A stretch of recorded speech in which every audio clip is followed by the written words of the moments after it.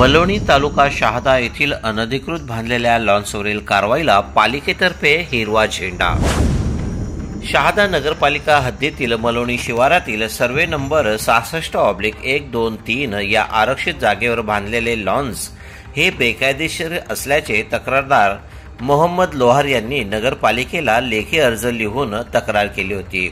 या तक्रारीवरील तक्रारदाराचे म्हणणे ऐकून व कागदपत्रांची तपासणी करून सदर लॉन्स मालकास याबाबत आपले म्हणणे मांडण्याची संधी देण्यात आली होती, परंतु सदर लॉन्स मालक याने सदरील पुरावे सादर न केल्यामुळे पालिकेतर्फे मलवणी येथील सर्वे नंबर 66/123 या आरक्षित जागेवरील अनधिकृत बांधलेल्या लॉन्सवरील कारवाईला पालिकेतर्फे हिरवा झेंडा दाखवण्यात आला आहे।